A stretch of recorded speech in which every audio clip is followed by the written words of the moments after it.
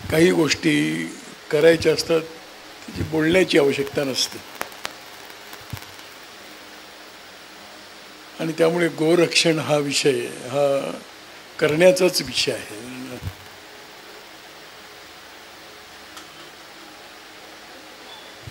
आतमध्ये प्रवेश करताना स्वर्गीय मोरोपंत पिंगळे प्रवेशद्वार आहेत.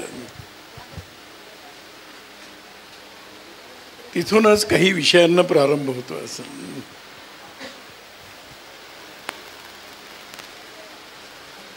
स्वर्गीय मोरोपंतांचं या विषयातलं योगदान की या विषयाला त्यांनी दिलेली दिशा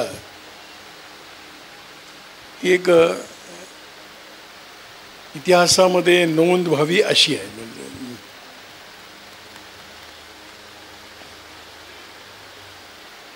काही लोकांचा असलेला विषय हा सर्वसामान्य जनतेचा व्हावा अशा कल्पनेतून माननीय मोरोपंतांनी याच्यामध्ये लक्ष घातलं.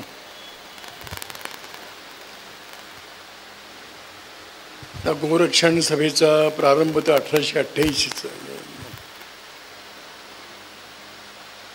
त्या काळामधला जर थोडा आपण जर इतिहास बघितला तर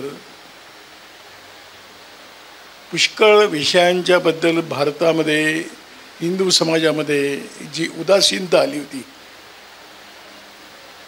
ती उदासीनता वेगळ्या वेगळ्या विषयांमधली होती. तशी गायीबद्दलची सुद्धा होती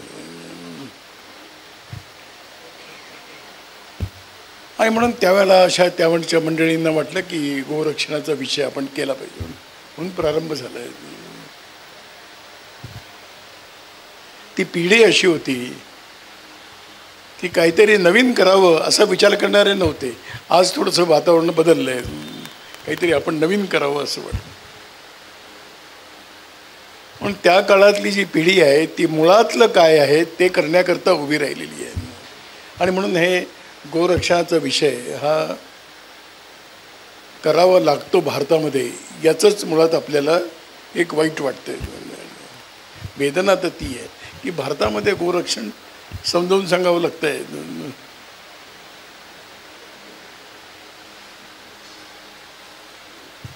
आपल्याकडे चेतन जगत आहे, चैतन्याने भरलेलं आहे, त्यामध्ये जड आहे, चेतन आहे, सगळं आहे.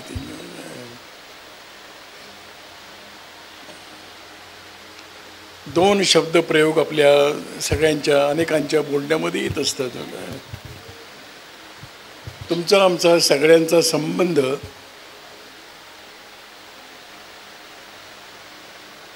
किंवा आमच्या जीवनाचं अवलंबन हे वनस्पती जगतावरती पण आहे आणि प्राणी जगतावरती पण आहेत. त्यांच्यामुळे परस्परांच्यामुळे चाललेलं जीवन आहे. जर वनस्पती जगत नसतं तर आम्हाला जीवन चालवणं कठीण झालं. हे आहे म्हणून शेती आहे म्हणून नाही. अजून कोणताही कारखाना आणि भविष्यात एक होईल असं वाटत नाही. गहू, तांदूळ, भाज्या, फळं निर्माण करणारा कारखाना अजून काही नाही. ते कमी पडलं तर पोषण करायकरता काही व्यवस्था आहे आणि जास्त झालं तर हजम करायकरता पण व्यवस्था आहे, पण निर्माण करण्याची व्यवस्था काही जगामध्ये कोणती नाही आहे. ती प्रकृतीनेच दिलेली आहे. आणि म्हणून जेव्हा आपण विचार करतो त्यावेळेला कुठल्याही सूक्ष्मतम प्राण्यापासून मोठ्या प्राण्यापर्यंत आणि जमिनीवरती उगलेल्या एखाद्या घासाच्या एका तिनक्यापासून तर जे जे आवश्यक आहे ते मिळण्यापर्यंत, मग ते काही माणसांकरता आहे, ते काही जनावरांकरता आहे, ते काही जीव आहेत, अन्य सगळ्यांसाठी ते आहे, उपलब्धच आहे. आणि त्यामुळे आपल्याकडे मांडणी करताना म्हणतात की कल्पवृक्ष ही एक कल्पना मांडली गेली. पण कल्पवृक्षाचं कुठे रोप मिळत नाही इकडं, कल्पवृक्षाचं बीज काही मिळत नाही कुठे. आता लोक म्हणतात हा कल्पवृक्ष आहे, पण ते काही खरं नाही. तर कल्पवृक्ष ही कल्पना ज्यांनी कोणी मांडली आहे त्यांनी मांडताना म्हटलेलं आहे की सबंध वृक्ष आणि वनस्पती जगत त्याच्यामुळे आमचं जीवन चालतं आहे आणि म्हणून सर्व प्रकारच्या इच्छा आकांक्षा अपेक्षा पूर्ण करणाऱ्या वनस्पती जगताचं प्रातिनिधिक नाव आहे कल्पवृक्ष. कल्पवृक्ष नाही आहे पण सबंध वनस्पती जगाचं एक नाव काय सांगायचं, एक शब्द कोणता वापरायचा तर कल्पवृक्ष आहे. आणि कल्पवृक्षाची कल्पनाच आहे की ती सबंध जीव जगताचं कल्याण करणारी आवश्यक ती व्यवस्था उपलब्ध करून देणं हे त्याचं काम आहे. आणि म्हणून ते आपलं जीवन चालतं.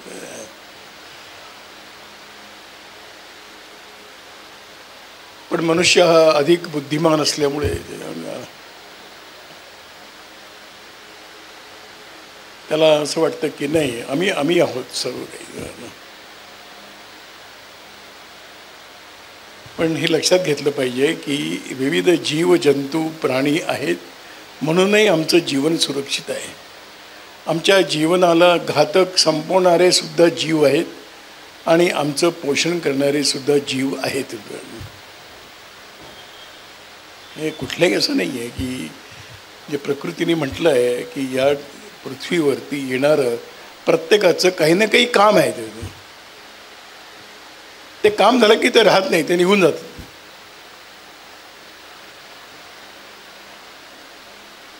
पण ते काम पूर्ण करतात आणि हे काम पूर्ण करण्याचं ते करतायत की ज्यांना बुद्धी नावाची गोष्ट आहे की नाही माहीत नाही. प्रश्न फक्त ज्यांना देवाने बुद्धी दिली त्यांच्याबद्दल निर्माण झाला आहे आज की ते आपलं काम केलं की गेलं पाहिजे असं वाटतं की नाही वाटत असं. पण मुळामध्ये आपलं काम हेच काय आहे हे लक्षात न आल्यामुळे काही प्रश्न निर्माण. पण हा प्राणी जगताचा तुमच्या आमच्या जीवनाशी संबंध आहे. प्रतीक म्हणून म्हटलं कामधेनू. कामधेनू नावाची कोणतीही गायीची प्रजाती नाही आहे. म्हणून पुन्हा एकदा त्या जर आपण विषयाकडे बघितलं तर प्राणी जगताचा तुमच्या आमच्या जीवनाशी काही ना काही संबंध आहे आणि म्हणून त्याचं प्रतिकात्मक म्हटलं कामधेनू म्हटलं आहे. कामधेनू म्हटल्यानंतर सर्व प्राणी जगत आमच्या डोळ्यासमोर येतं आणि कल्पवृक्ष म्हटल्यानंतर संबंध वनस्पती जगत आमच्यासमोर. आणि म्हणून मग प्रकृतीचा एक नियमच आहे की परस्परावलंबन आहे. तिसरं सूत्र आपल्याकडे सांगितलं आहे की काही 100% स्वावलंबी कोणीच नाही. माणसाला अहंकार आहे की आम्ही स्वावलंबी आहोत, पण स्वावलंबी नाही. त्याला लागणाऱ्या बारीक सारीक गोष्टीवरती तो दुसऱ्यावरती अवलंबून आहे. मग स्वावलंबनाची आज परिभाषा काय केली की माझी खरेदी विकत घेण्याची ताकद माझी जास्त आहे म्हणून मी स्वतःला स्वावलंबी म्हणतो. निर्माण करण्याची ताकद नाही आहे. मला जे हवं ते मी निर्माण करू शकेन का तर नाही करू शकत. नाही, मला कोणावर तरी अवलंबून राहावं लागते. त्यामुळे आम्ही स्वावलंबी नाही आहोत. 100% स्वावलंबी कोणीच नाही. मग काय आम्ही परावलंबी म्हणायचं का स्वतःला परावलंबी आहोत. तर भारतीय चिंतकांनी म्हटलं की नाही तुम्ही परावलंबी पण नाही आहात. मग काय शब्द वापरला. मग आपल्याकडे शब्द वापरला गेला की परस्परावलंबन आहे. काही मी करायचं आहे, काही समोरच्यानी करायचं आहे. आणि त्यामुळे देणं आणि घेणं दोन्ही समान, दोन्ही चांगलं पाहिजे. पण आज मनुष्य म्हणते मी घेईन, देणार काही नाही. देण्याची जबाबदारी माझी नाही. हे कोणी ठरवलं माहीत नाही. पण मनुष्य म्हणतो की माझी घेण्याचा माझा अधिकार आहे, देण्याची जबाबदारी मी काही पार पाडेन असं नाही. आणि ज्या वेळेला हे देण्या घेण्याचं चक्र खंडित झालं त्यामुळे प्रश्न निर्माण झाले जीवनाच्या सुरक्षेचे. आणि म्हणून परस्परांचं रक्षण केलं पाहिजे. परस्परांच्या ज्यांच्यावरती आपण काही गोष्टीवरती अवलंबून आहोत त्यांच्याबद्दल आपण काही देणं लागतो असा विचार केला पाहिजे. आज जमीन जितकं देते आहे तितकं कुठलीही बँक देत नाही. एक बी टाकलं तर 1000 दाणे मिळत आहेत. कोणती बँक देते 1000 पटीने? इथे कोणी बँकेचे नाही आहेत ना, कोणी बँकवाले कोणी नाही. तर 1000 पटीने देणारी व्याज कोणती बँक आहे? मग हे आम्ही मान्य करणार की नाही की प्रकृती आम्हाला देते आहे. पण ज्यावेळेला माणसाने म्हटलं की प्रकृतीकडनं आम्ही घेत राहू, आम्ही देणार काही नाही, त्यावेळेला प्रदूषणाचे सगळ्या प्रकारचे आमच्या जीवनाला संकट निर्माण करणारे प्रश्न तुम्ही आम्हीच निर्माण केलेले आहेत. हे एक सूत्र जर आपण सगळ्यांनी लक्षात घेतोच, आपण माहिती आहे आपल्या सगळ्यांना की नवीन काही नाही आपल्याला. प्रदूषणाची समस्या कोणी निर्माण केली? अमेरिकेने केली असं नाही, जपानने केली असं नाही, नाही नागपूरमधल्या प्रदूषणाला मुंबईचे लोक जबाबदार आहे असं नाही, माझ्या गल्लीतल्या प्रदूषणाला नागपूर महानगरपालिका जबाबदार आहे असं नाही. तर हे प्रदूषण वाढवण्याकरता प्रत्येक व्यक्ती जबाबदार आहे, तर त्याचं उत्तरसुद्धा प्रत्येक व्यक्तीच्या हातात आहे. ते त्यांनी केलं तर मग हे सगळे प्रश्न संपलेले असतील. पण आम्ही प्रकृतीलाही आव्हान देणारे झालो होतो, प्रकृतीशी स्पर्धा करणारे आपण झालो होतो. निसर्गापेक्षा निसर्गावरती विजय प्राप्त करावा अशी एक राक्षसी महत्त्वाकांक्षा आमच्या अंतःकरणामध्ये निर्माण झाली. आणि म्हणून त्या विकृतीकडे जाताना प्रकृतीने जे म्हटलं की तुम्हाला जे हवं ते मिळेल, जितकं पाहिजे तितकं मिळेल, हे दोन्ही गोष्टी प्रकृतीने आश्वस्त केलेलं आहे. तुम्हाला हवं ते मिळेल आणि तुम्हाला जितकं पाहिजे तितकं मिळेल. मनुष्य म्हणतो हवं तितकं नाही, जितकं घेता येईल तितकं घेईन. ही जी राक्षसी प्रवृत्ती आहे, आवश्यक तेवढं घ्यायला हरकत काहीच नाही. पण हे सगळे प्रकरणं, हे सगळे विकृती आलेली समाज जीवनामध्ये, मानवी जीवनामध्ये, भारतात नाही, देशभरामध्ये नाही, जगभरात. मग याला सगळ्यांनी पुन्हा एकदा जगामध्ये वळण लावण्याचा प्रयत्न केलेला आहे. एक प्रयत्न चालू आहे आत्ता सगळे, की आता तरी आपले डोळे उघडावेत. आणि मग या संदर्भामध्ये जर काही कामधेनूची कल्पना केलेली असेल तर कामधेनू हा शब्द फक्त गाईलाच लागू होतोय आज. ठीक आहे, एका अर्थाने अन्य कोणत्याही प्राण्याला आपण आई म्हटलेलं नाही. सर्व प्राणी जगतामध्ये, म्हणजे कधी कधी असं वाटतं माणसापेक्षा सुद्धा जास्त,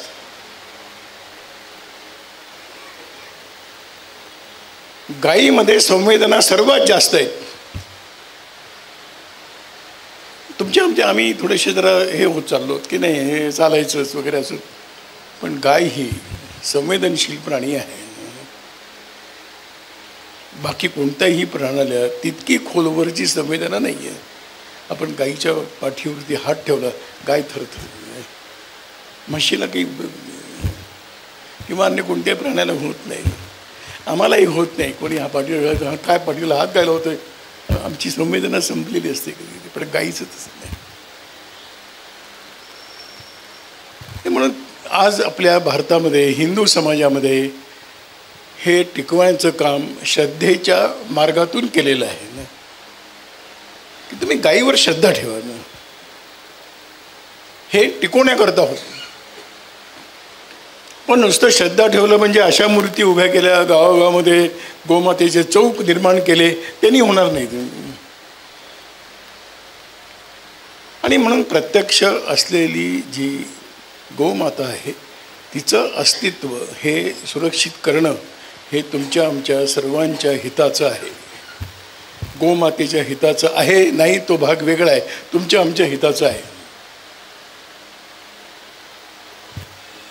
आणि म्हणून या संबंध विषयाच्या बाबतीमध्ये त्याचं एक तर्कशास्त्र आहे, त्याचं एक विज्ञान आहे, त्याच्यामागची एक भावना आहे, त्याच्यामागे गेल्या हजारो वर्षाचा भारतातल्या लोकांचा अनुभव आहे. आणि त्या अनुभवाच्या आधारावरती आज सगळे पुन्हा एकदा सुदैवाने या विषयाकडे वळत आहेत की जमिनीचं पोषण हे कुठल्याही प्रकारच्या रसायनांनी होणारं नाही. या निष्कर्षावरती विज्ञान आलेलं आहे. चांगले चांगले वैज्ञानिक हे स्वीकार करायला लागले. एक चूक आम्ही केलेली आहे.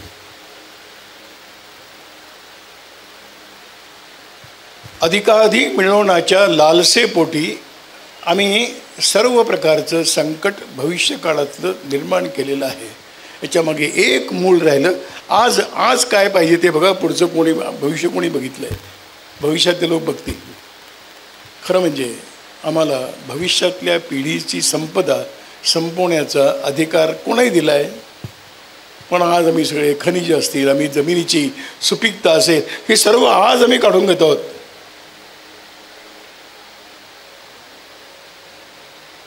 आणि म्हणून केव्हा तरी भारतामध्ये सुद्धा अन्नधान्याची गरज अडचण होती. आम्ही एक वेगळ्या प्रकारची कृषी नीती आवश्यक म्हणून स्वीकारली. पण आज लक्षात येतं आहे की ती नीती, ती पद्धती आज आपल्याला घातक सिद्ध होते दिसते आहे. त्यातून वाचवणार कोण? तर वाचवण्याचं काम फक्त एक आणि एकच प्राणी आहे, ते म्हणजे गाय आहे. आणि म्हणून पंचगव्य किंवा गायीच्या संदर्भामध्ये जे काही चिंतन आणि संशोधन चालू आहे त्यातून हेच लक्षात येत आहे की मानवी जीवनासाठी गोरक्षण आवश्यक आहे. हे हिंदूंनाही लागू आहे, मुसलमानांनाही लागू आहे, ख्रिश्चनांना लागू आहे, हे भारतात लागू आहे, अमेरिकेत लागू आहे, कुठेही लागू आहे. कारण प्रकृती एकच आहे. देशांच्या सीमा निर्माण झाल्यामुळे प्रकृती बदलत नाही ना, प्रकृती आहेच. आणि म्हणून प्रकृतीशाबद्दल आम्ही जो केलेला एक अत्याचार आहे, या अत्याचारातून मुक्त होण्याचा मार्ग पुन्हा एकदा या जमिनीचं, परिसराचं रक्षण करणं हे आहे. आणि म्हणून गौ या विषयासंबंधाने खूप संशोधनं चालू आहेत. आणि गोमाता देणारी प्रत्येक गोष्ट ही मानवी जीवनासाठी रक्षक पोषक आहेत. त्यामुळे गाय ही जर जगायची असेल तर तिचं रक्षण झालं पाहिजे. नाही, आम्हाला जर जिवंत राहायचं असेल तर गोमाता जिवंत राहिली पाहिजे, गोमाता शिल्लक राहिली पाहिजे. ही प्रयोग करण्याचं पशु नाही. वेगवेगळ्या प्रकारचे प्रयोग जगामध्ये केले वैज्ञानिकांनी. त्यातून गायीची गुणवत्ता ती राहिली नाही जी पाहिजे आहे. आणि ते काम भारत करू शकतो असं आहे. भारत करू शकतो. मला एक जुना संवाद आठवतो. नानाजी देशमुखांच्या बरोबर गप्पा गोष्टी करताना चित्रकूटचं काम प्रारंभ झालं होतं. नानाजींची दृष्टी होती एक, जिचे सगळ्या ठिकाणाहून चांगलं आहे ते आणायचं असं. ते ब्राझीलला गेले होते. ते म्हणाले की ब्राझीलला गेल्यानंतर मला तिथल्या एका सामाजिक संस्थेच्या माणसाने म्हटलं की भारतातल्या कोणत्या प्रजातीची गाय तुम्हाला पाहिजे एवढं सांगा, ती आमच्याकडे आहे. नानाजी म्हणत आहेत की त्यावेळेला मला धक्का बसला की आमच्याकडे त्या नाहीत आणि ब्राझीलमध्ये आहेत. आणि तो विचारतोय, तो मला हिणवण्याकरता आहे, टीका टिप्पणी म्हणून नाही, मला माझी जागा दाखवून देण्याकरता आहे की तुम्ही जे केलेलं नाही ते आम्ही ब्राझीलमध्ये करतो. आणि म्हणून ब्राझीलमध्ये भारतीय गोवंश आहे. त्यातून मग चित्रकूटला गोशाळा सुरू झाली वगैरे आहे. तर हा जो एक भारताने सोडलेला जो मार्ग आहे तो जगाच्या विनाशाकडे जाणार आहे. आणि म्हणून तो मार्ग पुन्हा भारतानेच प्रशस्त करण्याची आवश्यकता आहे. गोसंरक्षण सभा हे काम 88 पासून करते आहे. आज आश्चर्य वाटतं आणि आनंदही वाटतो. या विषयासंबंधाने जागृती खूप चांगल्या पद्धतीने येते आहे. ती आणखीन अधिक येण्याची आवश्यकता आहे. पुष्कळ वेळा असं वाटतं की हे काम सरकारचं आहे, सरकारने करावं. मला असं वाटतं की हे सरकारपेक्षा समाजाचं काम आहे. आणि जोपर्यंत समाज याच्याबद्दल जागृत होणार नाही तोपर्यंत सरकारच्या योजना पुष्कळ असतात पण त्या क्रियान्वित होत नाही. त्याचं कारण आहे समाज ते समजून घेत नाही. आणि म्हणून केवळ सरकारने केलं त्यामुळे होणार नाही. हां, सरकारने सुविधा करून द्याव्यात, काही कायदे करावेत, एवढ्यापुरतं काम सरकारचं आहे. आणि म्हणून अशी चाललेली कामं ही पोषक तुमचं आणि आमचं जमिनीचं प्रकृतीचं पर्यावरणाचं रक्षण करणारी ही व्यवस्था आहे. ती व्यवस्था प्रभावी राहिलीच पाहिजे. आणि म्हणून या ठिकाणी पुन्हा एकदा पुनरुज्जीवन या संबंध प्रकल्पाचं होत आहे. नागपूर आणि नागपूरच्या परिसरातल्या नाही तर भारतामधल्या अनेकांना ज्यांना गो विषयात काही करायचं आहे त्यांना मार्गदर्शन करणारं केंद्र हे गोरक्षण सभा झाली पाहिजे अशी सगळींची तुमची आमची सर्वांची इच्छा आहे. असे केंद्र जितके विकसित होतील तितकं भारतातला भूमिपुषणाचा प्रदूषणाचा प्रश्न आपण सोडवण्यामध्ये यशस्वी होऊ आणि जगालासुद्धा या दिशेने चालण्याकरिता आपण दिशा देऊ शकू असं महत्त्वाचं काम. आणि अशा महत्त्वाच्या कामामध्ये गोरक्षण सभेची आपली एक भूमिका, ती भूमिका पार पाडण्याकरता जे जे आवश्यक आहे ते इथे उभं राहिलं पाहिजे. ते तुमच्या आमच्या सर्वांच्या सहकार्यावरती उभं राहणार आहे. आणि म्हणून गोरक्षण सभेची जी कल्पना आहे ती कल्पना लवकरात लवकर साकार व्हावी, तुमच्या आमच्या मदतीने व्हावी. हे करणारे कोणतरी आहेत आणि देणारे कोणीत असं नाही. तुम्ही आम्ही सर्व या गोरक्षणाचे या विषयाचे आपण भागीदार आहोत. भागीदार आहोत याचा अर्थ पुन्हा प्रश्न येतो की आम्हाला काय मिळणार, तुम्हाला मिळणार काही नाही आहे. भागीदारी ही निष्काम आहे पण भागीदारी असल्याशिवाय होणार नाही.